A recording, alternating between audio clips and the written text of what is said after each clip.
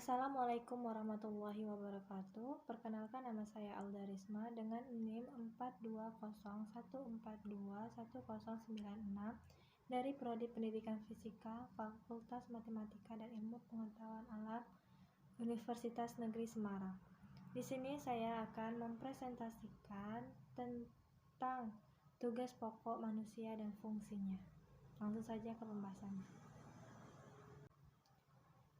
Eksistensi dan martabat manusia. Pertama, tujuan penciptaan manusia.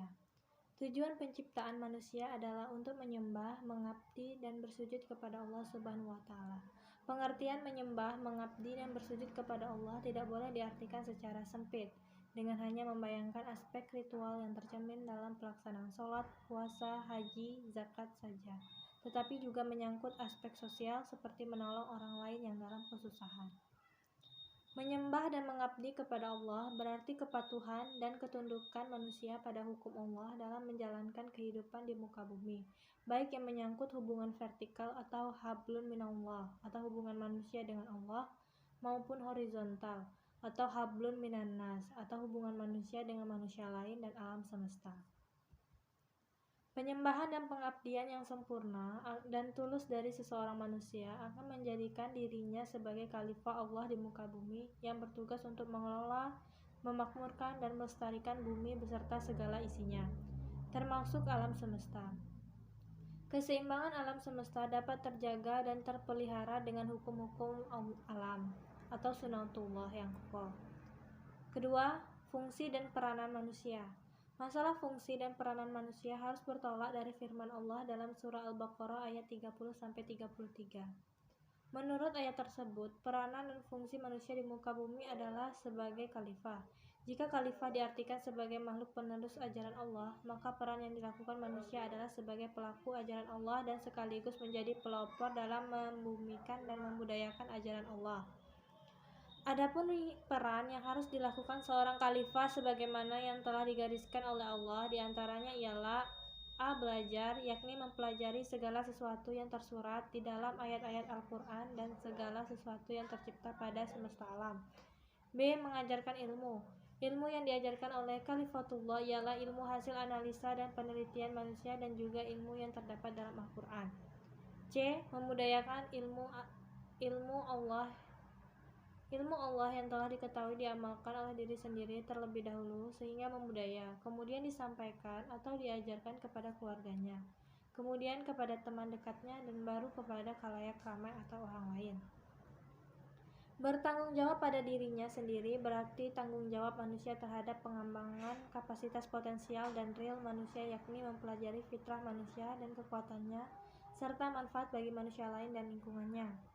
Bertanggung jawab kepada Allah berarti bahwa cipta, rasa, dan karsa yang terdapat pada dirinya itu merupakan amanat yang harus ditunaikan sesuai dengan kehendak yang memberi amanat, yakni seluruh potensi manusia itu harus disalurkan, diarahkan, dan dikendalikan.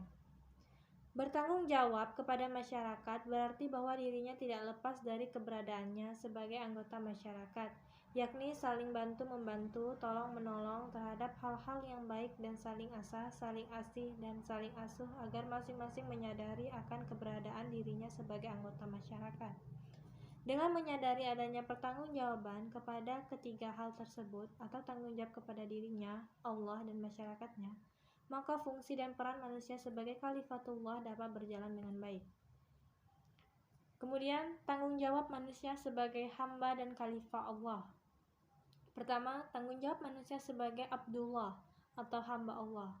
Makna kata abd atau hamba dari segi kebahasaan berarti ketaatan, kepatuhan, ketundukan. Ketiga makna itu hanya layak diberikan kepada Allah Subhanahu wa Ta'ala yang Maha Pencipta. Dalam hubungannya dengan Tuhan, manusia menempati posisi sebagai ciptaan dan Tuhan sebagai pencipta.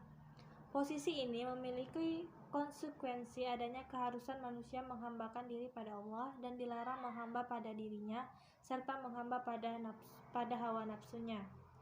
Tanggung jawab Abdullah terhadap dirinya adalah memelihara iman yang telah bersemi di dalam jiwanya, karena iman yang bersemi di dalam dadanya bersifat fluktuatif atau pasang surut, naik turun.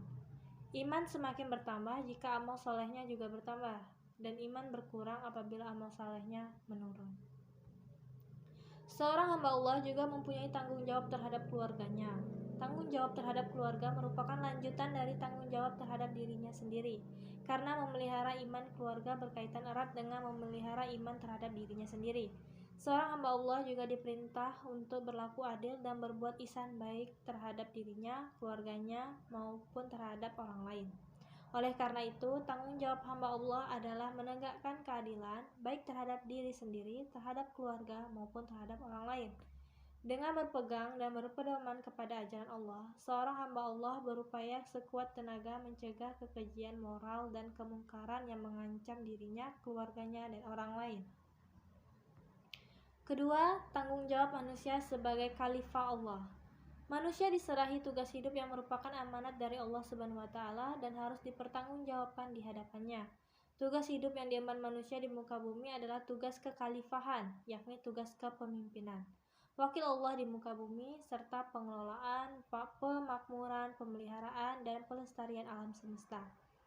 Khalifah berarti wakil atau pengganti yang memegang kekuasaan. Manusia menjadi khalifah memegang mandat Tuhan untuk mewujudkan kemakmuran di muka bumi serta melestarikannya agar tetap makmur.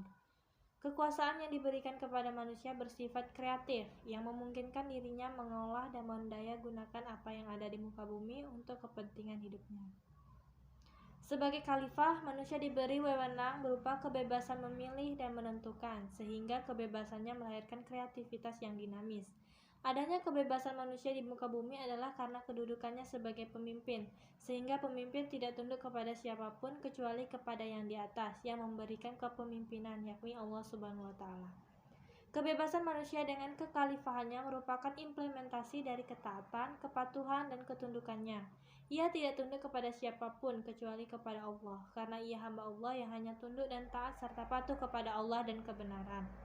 Oleh karena itu, kebebasan manusia sebagai khalifah bertumpu pada landasan tauhidullah, sehingga kebebasan yang dimiliki tidak menjadikan manusia bertindak sewenang-wenang. Itulah presentasi dari saya. Saya akhiri. Wassalamualaikum warahmatullahi wabarakatuh.